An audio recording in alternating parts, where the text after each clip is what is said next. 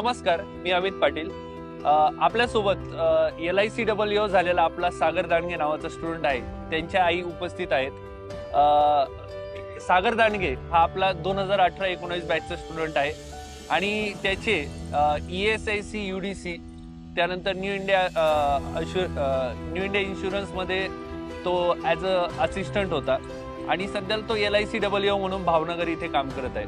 तर सागर इथं कार्यक्रमाला उपस्थित राहू नाही शकला ट्रेनिंग चालू असल्या कारणामुळे, त्यामुळे त्यांची आई इथं उपस्थित आहेत आपल्यासोबत.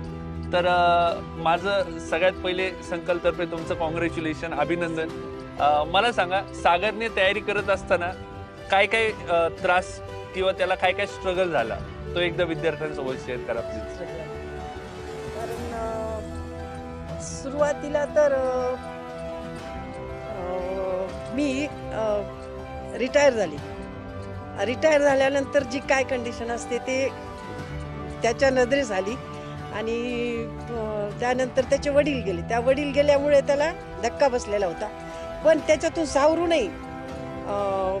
त्यांनी आपल्या ह्या परिस्थितीला तोंड देऊन सतत अभ्यास आणि क्लास याच्याकडे जास्ती लक्ष दिलं. वडील गेल्याच्या नंतर एक मोठी जबाबदारी त्याच्यावर आलेली असणार आहे. तर ह्या काळामध्ये तुमचा सपोर्ट त्याला कसा होता? ऍक्च्युली मी जिल्हा परिषद मध्ये LHE म्हणून काम करते आणि मी रिटायर झाले 18ला रिटायर झाल्यामुळे पेन्शन वगैरे मिळायला मला वेळच होता. बरेच म्हणजे त्यालाही मला बरेच दिवस लागले आणि अशा कंडिशन मध्ये त्यांनी मनावर घेतलं की बाबा आपल्याला आपली आई एकटी आहे, मुलींचे हिचं लग्न व्हायचं होतं, लहान मुलीचं, तर एवढी जबाबदारी आपल्यावर म्हणजे पेलायची मला. नक्कीच. म्हणजे आई रिटायर झालेली असताना लहान्या बहिणीचंही लग्न होणं बाकी होतं आणि सोबत महत्वाची गोष्ट सागर बद्दल बोलायची झाली तर हातातला एक जॉब चालू असताना त्याने सोबत प्रिपरेशन केली.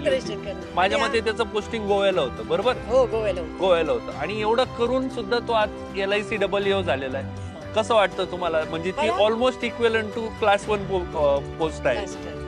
कसं वाटतं तुम्हाला? मला माझं जे ध्येय होतं ना आणि त्याचंही ध्येय, त्यांनी माझं ध्येय पूर्ण केलं आणि त्याचंही ध्येय पूर्ण केलं. वा वा वा, अभिनंदन. मला एक फक्त असा प्रश्न विचारायचा आहे, जे तयारी करणारे विद्यार्थी आहेत त्यांना तुम्ही काय संदेश द्याल की ही जिद्द, चिकाटी, ही मेहनत ही कशी असली पाहिजे? याचं सागर एक्झाम्पल आहे, पण तुम्हीही त्यांना काहीतरी एक असा प्रॉपर मेसेज द्या की ज्यातनं त्यांना एक मोटिवेशन भेटेल. मी त्याला हेच म्हणायची की जगामध्ये कुठलीही गोष्ट अशक्य नाही.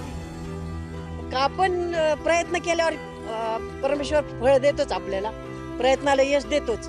अशक्य अशी कुठलीच गोष्ट नाही.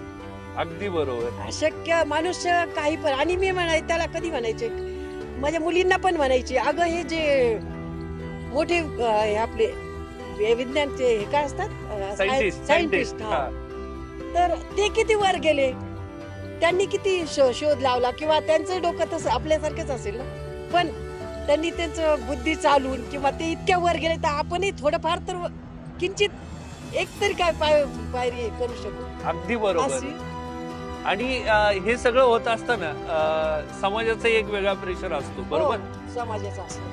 ठीक आहे. सागरच्या आई आपल्यासोबत आज होत्या, जो की LICWO म्हणून सध्याला पोस्टिंग आहे त्याची भावनगर मध्ये. तर खूप धन्यवाद. तुम्ही खूप छान मोलाचं मार्गदर्शन केलं. Thank you so much. आणि तुमच्या संकल्पच्या ग्रुपचे पण खूप आभार. अगदी धन्यवाद.